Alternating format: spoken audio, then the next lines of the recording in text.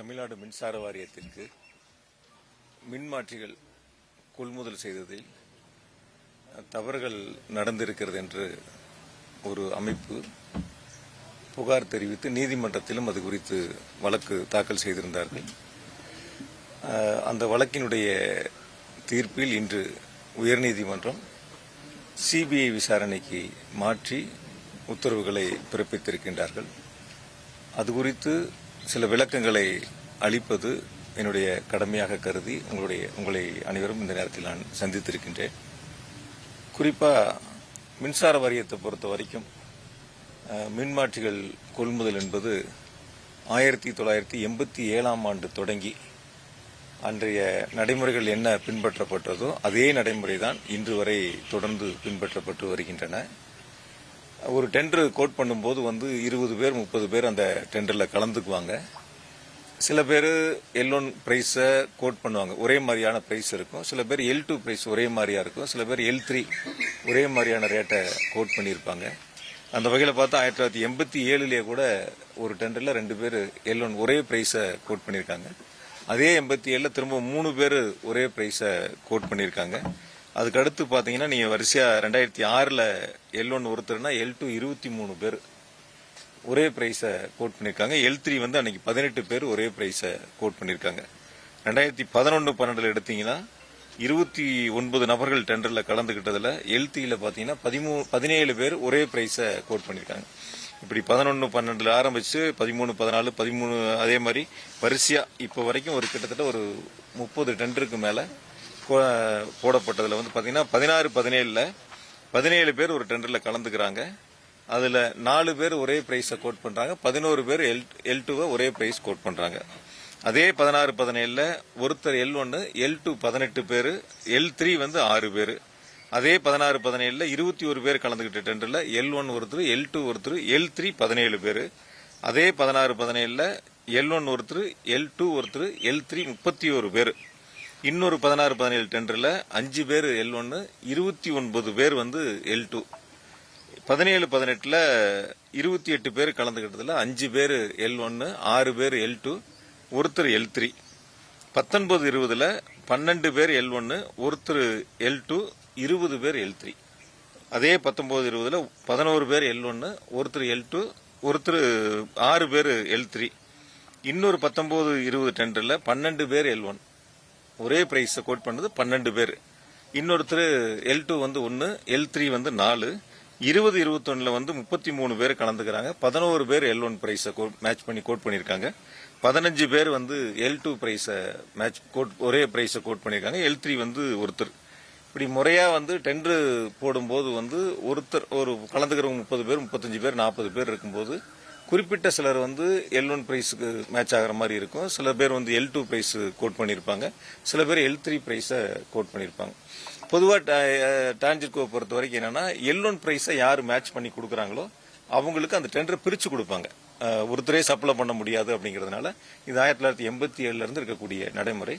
அதை L1 match பண்ணி கொடுக்கறவங்களுக்கு எவ்வளவு நமக்கு டிமாண்ட் இருக்கோ அதுக்கு தகுந்த மாதிரி அவங்களுக்கு பிரிச்சு ஒர்க் ஆர்டர் கொடுப்பாங்க. இதுதான் இதுவரை இருக்கக்கூடிய நடைமுறைகள். இந்த நடைமுறைகள் தான் டான்ஜெட்கோ தொடர்ந்து பின்பற்றி வருது. இது இல்லாம இந்த டெண்டரை ஸ்க்ரூட்டினி கமிட்டி ஒன்னு இருக்கு, அதுக்கப்புறம் போர்டு கமிட்டி ஒன்னு இருக்கு, 3 கமிட்டி இருக்குதுல இந்த டெண்டரை ஃபைனல் பண்றதுக்கு சீனியர் ஆபீசர்ஸ் இருக்கக்கூடிய 3 கமிட்டிகள் தான் இந்த டெண்டரை ஃபைனல் பண்ணி இந்த ஆர்டர் கொடுக்கலாமா வேண்டாமான்னு முடிவெடுக்கிறது.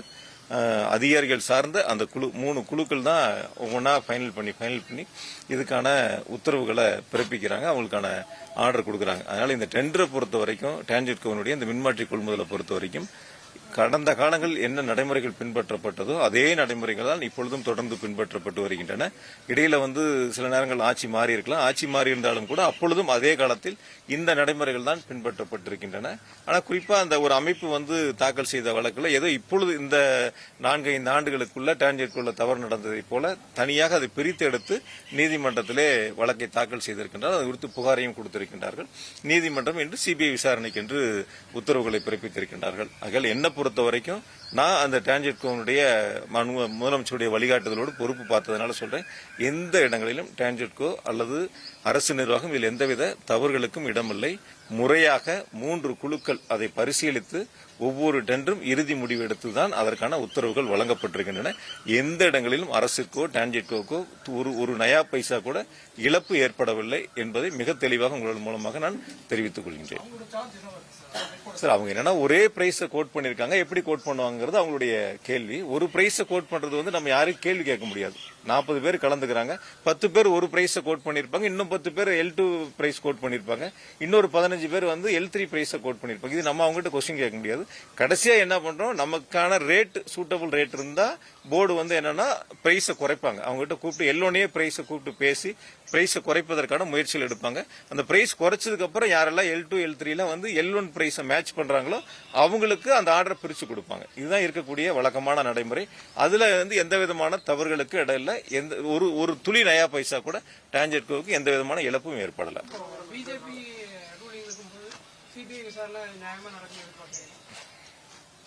சிபிஐ விசாரணை நியாயமா நடக்குமா நடக்கலையான்னு விசாரணை ஆரம்பிச்சதுக்கு அப்புறம் நம்ம எப்படி போகுது என்னங்கறத பொறுத்திருந்து பார்ப்போம். சில நேரங்கள் இதுல கூட வந்து சில அதிமுகவுடைய வழக்கறிஞர்கள் கூட இதுல உள்ள கொண்டு வந்து போட்டாங்க. அதே அதிமுக கட்சி எடப்பாடி பழனிசாமி மேல கேஸ் போட்டப்ப ஹைகோர்ட்ல வந்து சிபிஐ விசாரணைன்னு சொன்னப்ப உச்சநீதிமன்றத்தில் போய் அதுக்கு தடையாணை வாங்கினாங்க. இதெல்லாம் கடந்த காலங்களில் இருக்கக்கூடிய வரலாறுகள். அதெல்லாம் மறைச்சு இன்னைக்கு என்னமோ வந்து அவங்க இந்த வழக்குல தங்களையும் இணைச்சிருக்காங்க. அவங்க ஆட்சி காலத்துல இதுதான் நடந்திருக்கு. அது அவங்களுக்கு தெரியுமா தெரியலையான்னு தெரியல. இதுல வந்து நான் வந்து யாரையும் வந்து இது சரி தவறுன்னு சொல்ல, என்ன நடைமுறைகள் டிரான்ஜெட்கோ வந்து போர்டு என்ன நடைமுறைகள் பின்பற்றப்படுகிறதோ அதே நடைமுறைகள். ஏன்னா நீங்க ஒரு செய்தி வெளியிடுறது வந்து தொலைக்காட்சியில இருக்கலாம், பத்திரிகையில இருக்கலாம், சிபிஐ விசாரணைக்கு உத்தரவு அப்படிங்கிற ஒரு செய்தி மட்டும்தான் வரும். இதுக்குள்ள என்ன நடந்ததுங்கிறத முழு விவரங்கள் உங்களுக்கு தெரிஞ்சாதான் அந்த அடிப்படையில் நீங்கள் செய்திகள் வெளியிடுவதற்கு வசதியா இருக்கு. அதனாலதான் உங்களுக்கு நீங்க அழைச்சி இதற்கான விளக்கங்களை கொடுத்துருக்கோம். இல்ல முகாந்திரம் இருந்தான் இல்லை சார். ஒரு சுயமான ஒரு விசாரணை வேணும் அப்படிங்கறதுல தான் ஒரு பேரா தான் கடைசி பேரா படிச்சிருக்காங்க. முழு உத்தரவு இன்னும் வரல. நீதிமன்றத்தினுடைய முழு உத்தரவு இன்னும் வரல. அந்த ஆர்டர் கிடைச்சதுக்கு அப்புறம் தான் அதுக்குள்ள என்னென்னலாம் சொல்லியிருக்காங்க தெரியும். கடைசி பேரா மட்டும் வாசிச்சிருக்காங்க. அதனால அந்த கடைசி பேரா வாசிச்சு நாளைக்கு ஆர்டர் வர 2 நாள் ஆச்சுன்னா இன்னைக்கு நீங்க சிபிஐ விசாரணை மட்டும்தான் அப்படிங்கறது மட்டும்தான் தலைப்பு செய்தியா போடுவீங்க. அதுக்காக தான் இந்த விளக்கங்களை கொடுக்குறோம். முழு ஆர்டர் வந்ததுக்கு அப்புறம் நான் உங்களை சந்திக்கிறேன். அப்ப அதுல என்னெல்லாம் சொல்லியிருக்காங்க என்னங்கிற கருத்து நான் திரும்ப நான் சொல்றேன். சார், இது நெருக்கடின்னு பார்க்கல. அதாவது வந்து ஒரு புகார் கொடுக்கக்கூடிய ஒரு அமைப்பு கூட ரொம்ப வசதியா இந்த 4 வருஷத்துல நடந்தது மட்டும் தனியா பிரிச்சு எடுத்து இது தவறு நடந்திருக்குன்னு சொல்லக்கூடியவங்க இல்ல. அவங்க 21க்கு அப்புறம் எடுத்து சொல்றாங்க. ஒரு 7 டெண்டர்ல இந்த மாதிரி நடந்திருக்கு, ஒரே பிரைஸ கோட் பண்ணிருக்காங்க. எப்படி அவங்க கோட் பண்ணாங்கன்னு அதுக்கு முன்னாடி 16, 17 நான் இப்ப எவ்வளவு டெண்டர் சொன்னேன், 18, 19 சொன்னேன். 87ல இருந்து இந்த நடைமுறை இருக்கு. அதெல்லாம் ரொம்ப வசதியா மறைச்சு இந்த 5 வருஷத்தை மட்டும் தவறு நடந்ததை போல அந்த அமைப்பு வந்து ஒரு சில கட்சிக்கு ஆதரவாக செயல்பட்டதா தான் நான் நினைக்கிறேன். அவங்க வந்து ஒரு சுயமா செயல்படல, ஒரு கட்சிக்கு ஆதரவாக செயல்பட்டு நீதிமன்றத்தில் இது போன்ற ஒரு வழக்கை தாக்கல் செய்து இந்த உத்தரவுகளை பெற்றிருக்கின்றார்கள். பொறுத்திருந்து பார்ப்போம். சார், 87ல இருந்து இதே நடைமுறை தான் சார். 16, 17ல நான் இப்ப சொன்னல சார், 16, 17ல 1, 2, 3, 4, 5 டெண்டர் இது மாதிரி இருக்கு. நிறைய டெண்டர் இது மாதிரி இருக்கு. நிறைய டெண்டர்கள் இது மாதிரி 17, 18ல இருக்கு, 19, 20ல இருக்கு, 20, 21ல இருக்கு. ஒவ்வொரு வருஷமும் ஒரு 30 பேர் 40 பேர் இந்த டெண்டர்ல கலந்துக்குவாங்க. ஒரு 5-6 பேர் இல்ல ஒரு 10 பேர் L1 பிரைஸுக்கு ஒரே மாதிரியான பிரைஸ கோட் பண்ணிருப்பாங்க. சில பேர் L2 பிரைஸ் ஒரே மாதிரியான பிரைஸ் இருக்கும். அது அந்த அமைப்பு தான் கேட்கணும். அவங்க தாக்கல் பண்ணதுல அந்த 5 வருஷம் மட்டும் இருக்கு. அந்த அமைப்பு தாக்கல் பண்ணதுல உறுதியா இருக்கும். இல்லாம எப்படி இருக்கும்? அந்த அமைப்பு வந்து இப்ப பேசக்கூடியவங்க போன ஆட்சியை பத்தி எதுவுமே பேசுறது இல்லையே. எங்க அரசாங்கத்தை பத்தி மட்டும் தானே பேசிட்டு இருக்காங்க. எங்க அரசாங்கத்தின் மேல மட்டும் தானே புகார் சொல்லக்கூடிய கருத்துக்களை முன்வைக்கிறாங்க. அதெல்லாம் அதுக்கப்புறம் இடையில எதுவும் பேசினாங்களா சார்? அது சம்பந்தமா தொடர்ச்சியா ஏதாவது வழக்கு தாக்கல் பண்ணாங்களா? அதோட அதை முடிச்சுக்கிட்டாங்க. அதெல்லாம் கடந்த காலங்கள்ல. அதுக்கு பிறகு இந்த இடையில 5 வருஷத்துல அந்த வழக்கை பத்தி அவங்க எதுவுமே பேசினதே இல்லையே. அந்த வழக்கை அவங்க தொடர்ந்து நடத்தினது இல்லையே. எடப்பாடி பழனிசாமி வந்து சிபிஐ உத்தரவு போட்டப்ப வந்து டெல்லியில போய் ஸ்டே வாங்கினாரு. அதுல கூட அவங்க சேர்ந்து தாக்கல் பண்ணிருக்கலாமே கேஸ்ல. அந்த மாதிரிலாம் அவங்க எதுவும் போகலையே. அதுக்காக சொல்றேன். இது சம்பந்தமா நீ வழக்கறிஞர்கிட்ட பேசி அரசு எடுக்க வேண்டிய நடவடிக்கைகள் பொறுத்திருந்து அதை நம்ம கலந்து பேச முடியும்.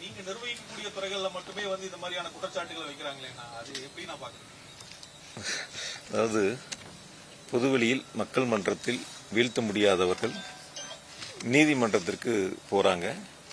அந்த வழக்கு தாக்கல் செய்யப்பட்டதால் ஒருவர் குற்றவாளி என்பதைப் போல ஒரு தோற்றத்தை உருவாக்க முயற்சிக்கிறாங்க. அந்த வழக்கு தாக்கல் செய்யப்பட்டவுடன் அதிமுக இருக்கட்டும், பிஜேபியா இருக்கட்டும், அவங்களுடைய நிர்வாகிகளா இருக்கட்டும், சமூக வலைதளத்திலையும் சில அவங்களுடைய பேட்டிகளையும் பார்க்கும்போது ஏதோ குற்றச்சாட்டு நிரூபிக்கப்பட்டதை போல அவங்களுடைய கருத்துக்களை பொதுவெளியில் உங்ககிட்ட கூட செய்தியாளர் சந்திப்பில் கூட அந்த கருத்துக்களை தொடர்ந்து முன்வைக்கிறாங்க. அதுக்கு சில உதாரணங்களை அங்கே தேர்தல் களத்தில் நம்மளும் பார்த்தோம். ஒரு உதாரணங்கள், அதாவது வடக்கு தொகுதியில் பிஜேபியில் போட்டியிட்ட அந்த வேட்பாளர் வந்து தெற்குலேருந்து அவங்க வடக்குக்கு போனாங்க. என்னை பற்றி சில கருத்துக்கள்லாம் அதில் கூறியிருந்தாங்க. அதில் ரொம்ப கடுமையான வார்த்தைகள்லாம் பயன்படுத்தியிருந்தாங்க. ஒரே ஒரு கேள்வி அவங்ககிட்ட கேட்குறேன் நான். 2000 இப்போ நாடாளுமன்ற தேர்தல் நடந்து முடிஞ்சது. அந்த நாடாளுமன்ற தேர்தலில் பிரதமரும் உள்துறை அமைச்சரும் எடப்பாடி பற்றி பேசினதை ஒரு தடவை அவங்க போட்டு பார்த்துட்டு அவங்க பதில் சொல்லிட்டோம்.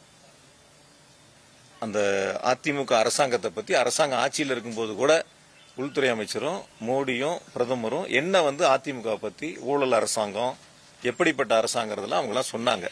அதெல்லாம் வந்து அவங்களுக்கு தெரியும். அதெல்லாம் ஒரு முறை திரும்ப ஒரு முறை போட்டு பார்த்துட்டு மறந்துருப்பாங்க. ஏன்னா அவங்களுக்கு கொஞ்சம் மறந்ததுனால இதெல்லாம் ஞாபகம் இருந்திருக்காது. இப்போ நான் ஞாபகப்படுத்துறேன். ஒரு முறை அவங்க வந்து இதெல்லாம் போட்டு பார்த்துட்டு பிரதமர் என்ன பேசினாரு எடப்பாடி பற்றி, அரசாங்கத்தை பற்றி, உள்துறை அமைச்சர் என்ன பேசினாங்க, அந்த தேர்தலில் என்ன கருத்துக்கெல்லாம் முன் வச்சாங்கன்னு பார்த்துட்டு அதுக்கப்புறம் மற்ற அரசியல் பற்றி பேசினாங்கன்னா நியாயமா இருக்கும். மக்கள்கிட்ட போய் சந்திச்சு வாக்குகளை கேட்டு வெற்றி பெற முடியாதவங்க தனிப்பட்ட முறையில் தாக்குதல் விமர்சனங்கள் என்பது ஏதோ நீதிமன்றத்தில் வழக்கு தாக்கல் செய்யப்பட்ட உடனேயே தீர்ப்பு வந்ததை போல, தண்டனை வழங்கப்பட்டதை போல ஒரு கருத்தை முன்வைக்கிறங்கிறது தான் என்னை பொறுத்த வரைக்கும் ஏற்புடையதில்லை. இப்படி பார்த்தா நிறைய அரசியல் தலைவர் மேல, நிறைய அரசியல்வாதிகள் மேல கேஸ் இருக்கு. அது தீர்ப்பு வரணும். இப்ப டெல்லி வந்து முதலமைச்சர் மேல, கெஜ்ரிவால் மேல கேஸ் போட்டாங்களே, என்னாச்சு அந்த வழக்கு? என்னாச்சு? ஒரு வழக்கினுடைய இறுதி தீர்ப்பு வருவதற்கு முன்பாகவே வந்து அதிமுக பிஜேபி எல்லாம் வந்து அவங்க மேல இருக்கிற கேஸ் எல்லாம் விட்டுருவாங்க. மற்றவங்க மேல இருக்கிற கேஸ் மட்டும் வசதியா எடுத்துக்குவாங்க. பொறுத்திருந்து பார்ப்போம்.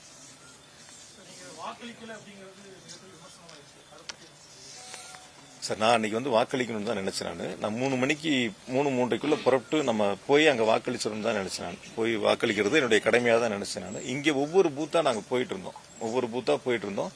சில பூத்துக்கள்ல வந்து அதிமுகவினர் வந்து பூத்துக்குள்ளேயே இருந்தாங்க. சில பூத்துக்கள்ல பூத்துக்குள்ளேயே இருந்தாங்க. ஏஜென்ட் இல்லாதவங்களும் பூத்துக்குள்ளேயே இருந்தாங்க.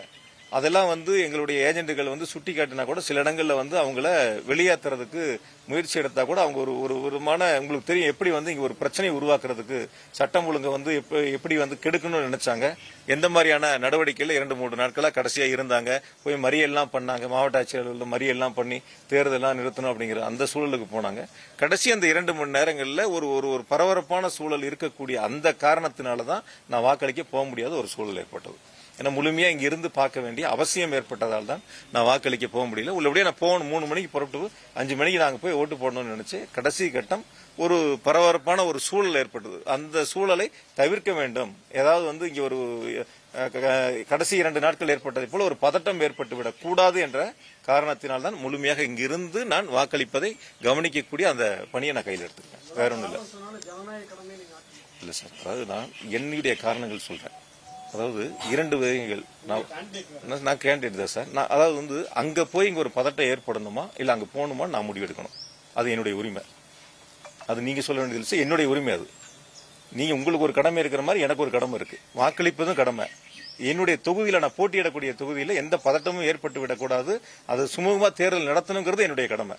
2 என்னுடைய கடமை தான். அந்த 2 கடமைகள்ல நான் புறப்படக்கூடிய சூழலை இங்க ஒரு பதட்டம் ஏற்பட்டது. அந்த பதட்டத்தை தவிர்க்க வேண்டும், தணிக்க வேண்டும்ங்கிறதுக்காக இங்க இருந்து நான் அந்த களப்பணியில பார்த்தேன். அதுல ஒன்றும் மாற்று கருத்து இல்லை.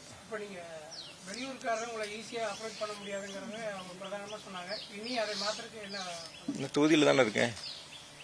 தொகுதிக்குள்ள தானே சார் இருக்கேன். வெளியூருக்கார் தானே சார் இங்க 4 வருஷமா வேலை பார்த்தோம். வெளியூருக்கார் தானே சார் இங்க 4 வருஷமா வந்து வேலை பார்த்தோம். வெளியூருக்கார தானே எல்லா திட்டங்களுக்கும் அடிக்கல் நாட்டுறதுக்கு முதலமைச்சரோட நிகழ்ச்சியில கலந்துகிட்டது. ரோடு ஒவ்வொரு ரோடா சந்தா போய் நீங்க என்னோட தானே சார் வந்தீங்க. 4 வருஷமா இங்க தானே சார் உட்காந்து ரோடு வேலை ஆரம்பிக்கிறது, சாக்கடை வேலை ஆரம்பிக்கிறதுல இருந்து இது சுகாதார மையம் ஆரம்பிக்கிறது இருந்து எல்லா வேலையும் ஒன்னா தானே போய் பார்த்தோம். எல்லாரும் ஒன்னா தானே பார்த்தோம். என்ன ஏத்து என்ன வேட்பாளர் இருக்காரு அதிமுக, அவர் எந்த ஊர் சொல்லுங்க. அவருடைய பர்த் சர்டிபிகேட் எந்த ஊருக்கு சொல்லுங்க. அவர் எந்த ஊர் சார்? அவர் என்ன 20 வருஷத்துக்கு முன்னாடி வந்தார் சார். நான் ஒரு 5 வருஷம் லேட்டா வந்திருக்கேன் சார். அவ்வளவுதான் சார். வேற ஒண்ணு.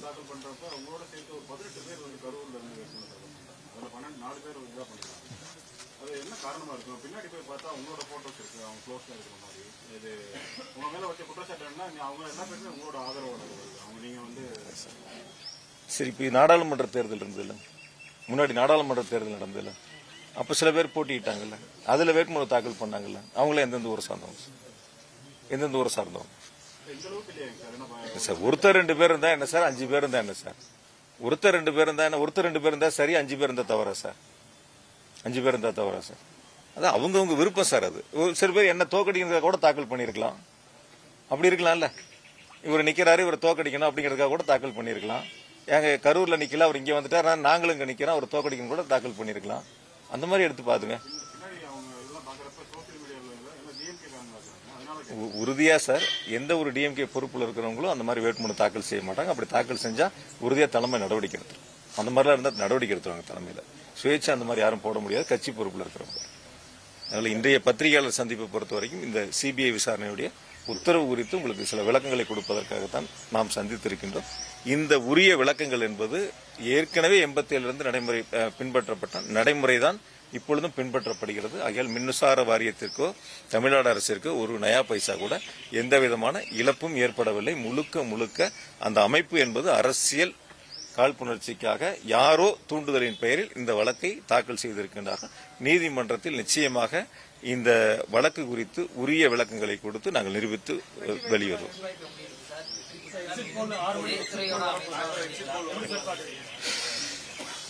உறுதியா சொல்றேன், தமிழ்நாட்டில் 2வது முறையாக மாண்புமிகு தளபதி அவர்கள் முதலமைச்சராக ஆட்சி பொறுப்பை ஏற்பார்கள். அது உறுதி, எந்த விதமான மாற்று கருத்தும் இல்லை. கோவையை பொறுத்தவரை 10 தொகுதிகளும் திமுக கூட்டணி வெற்றி பெற வேண்டும் என்ற முனைப்போடு நாங்கள் தேர்தல் களத்தில் நின்று மிக சிறப்பாக தோழமை இயக்கங்களை அரவணைத்து பணியாற்றி இருக்கின்றோம். அந்த நாங்கள் எடுத்திருக்கின்ற முயற்சி 10க்கு 10 வெற்றி என்ற இலக்கை நோக்கி நாங்கள் பயணித்திருக்கின்றோம். நிச்சயமாக வெற்றி பெறுவோம். மேற்கு மண்டலத்தை பொறுத்தவரை 35 தொகுதிகள் மாண்புமிகு முதலமைச்சர்கள் என்னிடத்திலே பணியாற்றக்கூடிய வாய்ப்பை தந்த தொகுதியில் 35 தொகுதியிலும் வெற்றி பெற வேண்டும் என்ற முனைப்போடு தான் நாங்கள் தேர்தல் பணிகளை முன்னெடுத்திருக்கின்றோம். நிச்சயமாக நாங்கள் வெற்றி பெறுவோம்.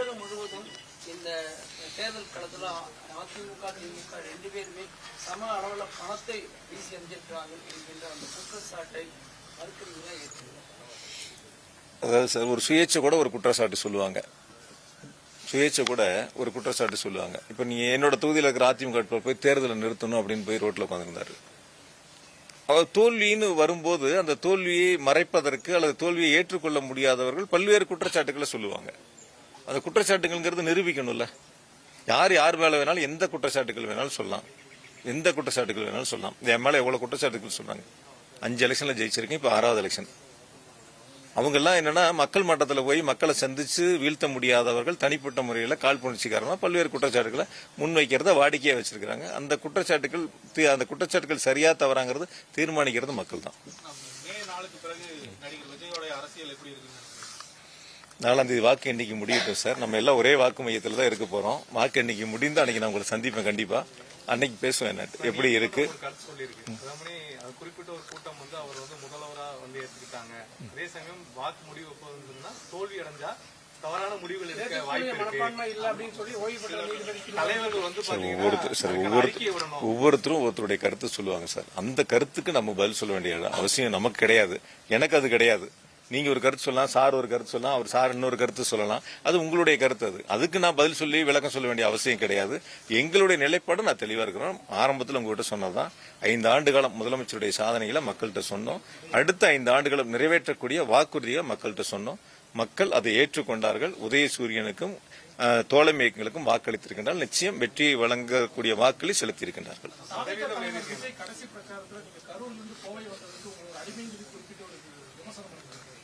அதாவது நான் பல நேரங்களில் சொல்லியிருக்கேன். சில பேர்த்த பத்தி பதில் சொல்லி என்னோட நேரத்தை வீணடிக்க வேண்டியதில்லை, உங்களோட நேரத்தை வீணடிக்க வேண்டியதில்லை. அரசியல் களத்தில் பொதுவா நான் ஒரே ஒரு கருத்தை மட்டும் சொல்றேன். கரூர்ல நடந்த கூட்டம் அவங்க கூட்டம். இறந்தது 41 பேர். பாதிக்கப்பட்ட பல பேர் மருத்துவமனையில் இருந்தாங்க. அன்னைக்கெல்லாம் விட்டுட்டு ஓடிட்டாங்க. கூட்டம் நடத்தினவங்க விட்டுட்டு ஓடிட்டாங்க. நான் தான் போய் ஹாஸ்பிட்டல்ல நின்னேன். கூட மற்ற கட்சிகளும் வந்தாங்க, நான் வரலன்னு சொல்ல. அங்க லோக்கல்ல நாங்க தான் போய் நின்னோம். போய் நின்று மக்களுக்கு தேவையான உதவிகளை செஞ்சோம். அதனால வந்து விட்டுட்டு ஓடி போறவங்களை பத்தியோ மக்களை பத்தி சிந்திக்காதவங்களை பத்தியோ நம்ம பேசி நேரத்தை வீணடிக்க வேண்டியது சார்.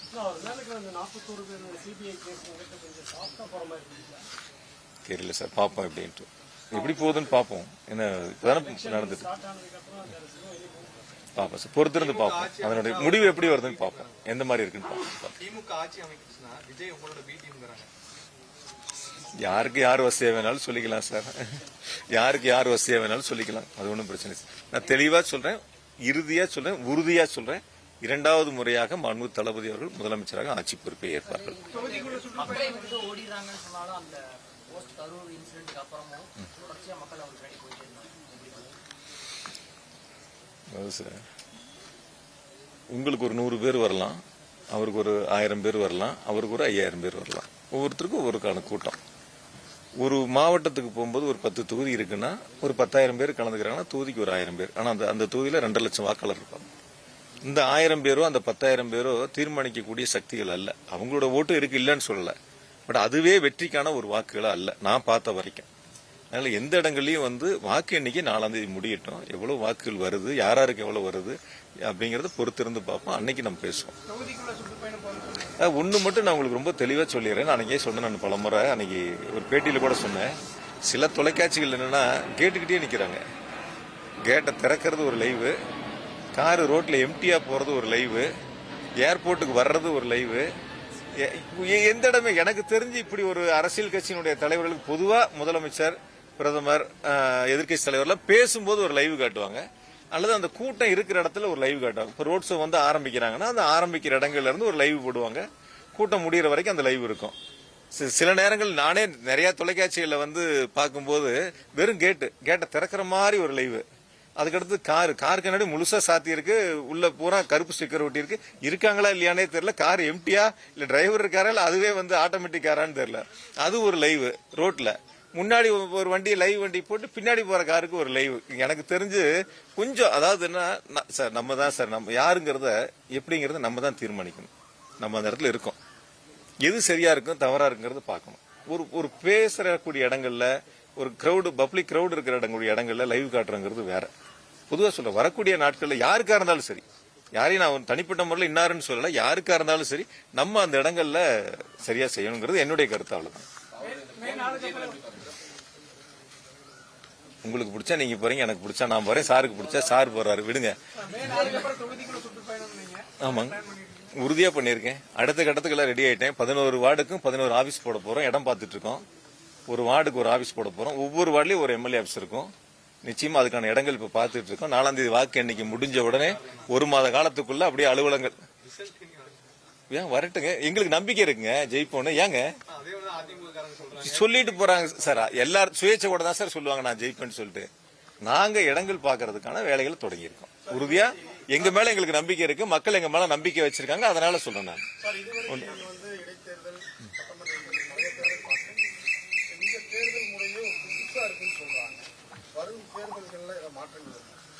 புதுசா இருக்குன்னு எனக்கு ஒன்றும் தெரியல சார். சார் ஒரு விஷயங்கள் சார், நாங்க ஒரு 45 விழுக்காடு நாடாளுமன்ற தேர்தலில் வாங்கியிருக்கோம். 45 வாங்கியிருக்கோம்னு வச்சுக்கோங்க. இந்த தேர்தலில் நாங்க 45க்கு மேல வாங்குவோம்னு எங்களுக்கு நம்பிக்கை இருக்கு. 45 நீங்க 42 ஆனா எங்களுக்கு வாக்கு சதவீதம் குறைஞ்சிருக்குன்னு சொல்லலாம். மீதி இருக்கிற 55 யார் பிரிச்சா எங்களுக்கு என்ன சார் கவலை? நாங்க அதை பத்தி கவலைப்படணும். ஏ வாங்கலாம், பி வாங்கலாம், சி வாங்கலாம், யார் வேணாலும் வாங்கிட்டு போறாங்க. எங்களுக்கு அதை பத்தி என்ன கவலை இருக்கு? நாங்க நாடாளுமன்ற தேர்தல் வாங்கினா 45% வாங்க போறோம், ஜெயிக்க போறோம், அதை விட கூடுதலா வாங்க போறோம். நீ 3 பேர் போட்டி போட்டா எங்களுக்கு என்ன, 4 பேர் போட்டி போட்டா எங்களுக்கு என்ன? அதை பத்தி நாங்க ஏன் வந்து இவங்க எவ்வளவு வாங்குவாங்க அவங்க எவ்வளவு வாங்குவாங்க எங்களுக்கு அந்த கவலையே கிடையாது. எங்களுக்கு அதை பத்தி யோசிக்கிறதுக்கான நேரமும் கிடையாது. எங்க ஓட் பேங்க நாங்க தக்க வைக்கிறோம். எங்க மக்கள், எங்களுக்கு வாக்களிக்கக்கூடிய மக்கள் இந்த தேர்தலில் வாக்களிப்பது தயாரா இருந்தாங்க, வாக்களிச்சாங்க. நன்றி. பொறுமையா இன்னொரு சந்தர்ப்பங்களை சந்திப்போம். நன்றி. இல்ல அது சம்பந்தமா எந்த முடிவும் இப்ப எடுக்கல. வழக்கறிஞர்கிட்ட பேசிட்டு அப்புறம் முடிவு எடுப்போம். ஏன்னா இப்ப இன்னைக்கு காலையில தான் வந்திருக்கு. இன்னும் முழு ஆர்டர் வரணும் சார். அது அவருடைய நீதிமன்றத்தினுடைய முழு ஆர்டர் வந்த பிறகு அதை படிச்சுட்டு அதுக்கப்புறம் தான் அது சம்பந்தமா முடிவு எடுப்போம். நன்றி. வேற ஒன்றும் இல்லையா சார்? நன்றி சார். மீண்டும் சந்திப்போம்.